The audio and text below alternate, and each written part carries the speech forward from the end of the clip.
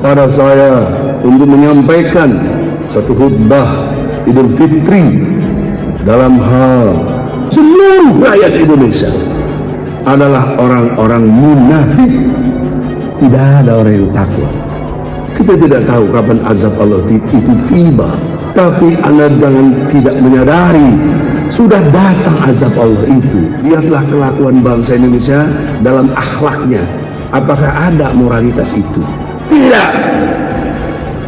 Kalau bicara bohong, kalau janji ingkar, tidak amanah, tidak pegang janji, pendusta, bohong. Sementara sistem kehidupan kita mendukung itu. Itu dosanya sama dengan berzina dengan ibu kandung kita sendiri. Apakah ini dijaga moralitas ini oleh pemimpin di negeri ini? Apakah dijaga? Bangsa kita 73% rakyat Indonesia yang beragama Islam tidak bisa baca Quran, tidak bisa baca Quran. Fas'alu al-zikra in kuntum la ta'lamun.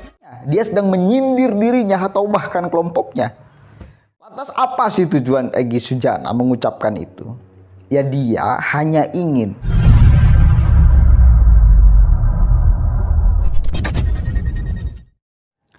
Assalamualaikum warahmatullahi wabarakatuh. Hamdan syukran lillah amma ba'd.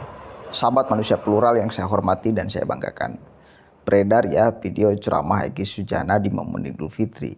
Tapi entah tuh videonya Idul Fitri yang sekarang atau yang kapan gitu. Tapi esensi yang Egy Sujana katakan saya kira penting sekali untuk kita bicarakan. Karena banyak sekali hari ini orang yang seolah membela agama, sok paling membela Islam, seolah-olah tampilannya, sikapnya, ucapannya. Padahal sama sekali dia nggak paham agama, mereka nggak paham Islam. Itu banyak sekali tampilan-tampilan yang seperti itu. Teman-teman Egy Sujana tuh banyak tuh. Dia katakan 73% rakyat Indonesia tidak bisa membaca Al-Quran. Cek di sekeliling Egy Sujana. Bahkan saya ragu Egy Sujana bisa membaca Al-Quran atau enggak. Kalau kemudian itu yang dituduhkan, ya. Kalau kemudian itu yang dituduhkan 73% ya golongan-golongannya yang kebanyakan itu. Bahkan satu kali lagi saya curiga Egy Sujana juga tidak bisa membaca Al-Quran. Ketika dia bicara, jarang sekali dia mengucapkan ayat suci Al-Quran. Jarang sekali. Saya jarang menemukan, jarang melihat, jarang mendengar Egy Sujana mengeluarkan ucapan membaca ayat suci Al-Quran. Jarang. Ada juga teman dia yang jarang ngucapin Al-Quran, ayat suci Al-Quran di depan televisi khususnya. Sekali bacanya kepleset.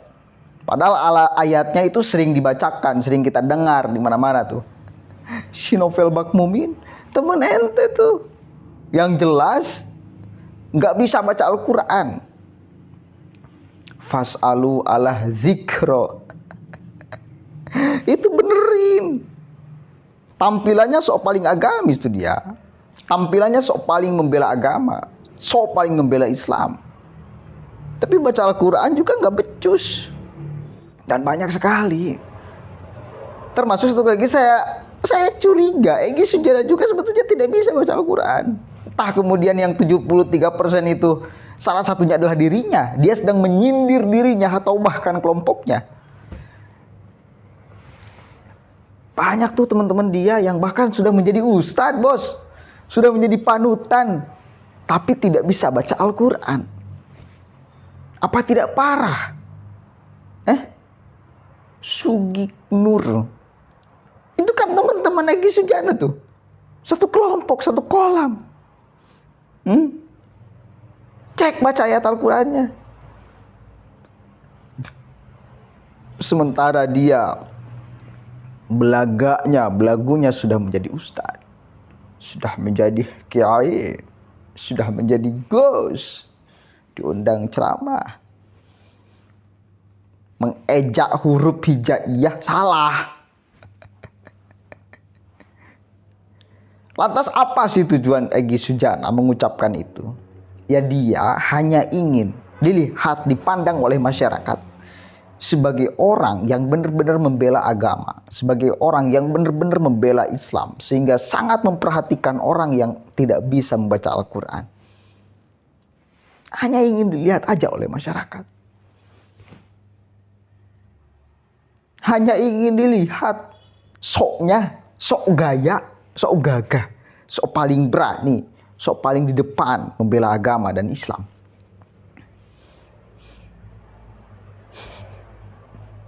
Menampil. Istrinya 3 tuh katanya Egy Sujana tuh. Itu kan sedang mengimplementasikan ajaran agama ya.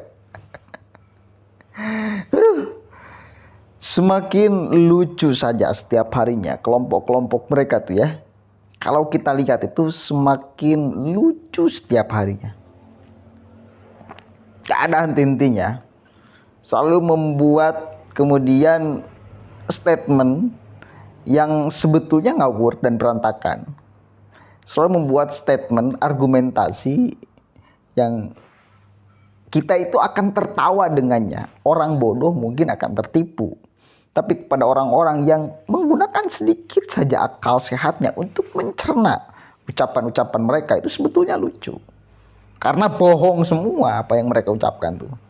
Bohong kebanyakan lah. Kalau nggak semua, kebanyakan ya bohong. Kebanyakan ya sok aja.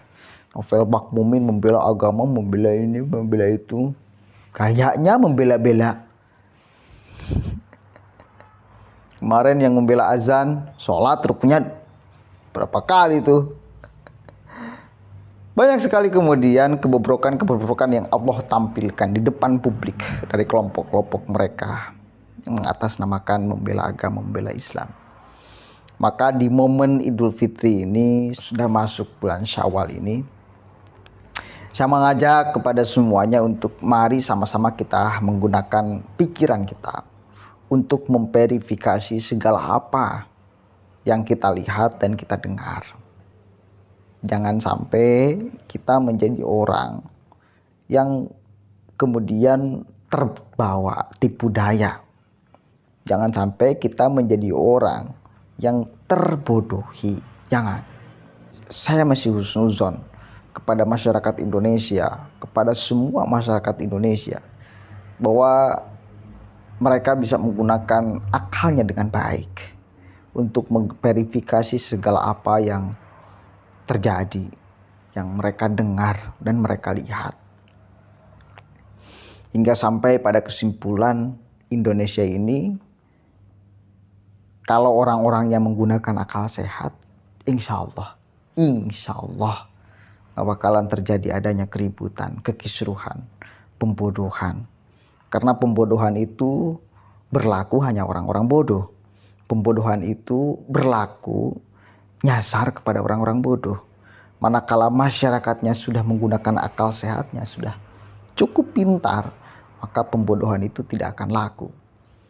Penjualan agama itu tidak akan laku untuk kepentingan pribadi ataupun kelompoknya.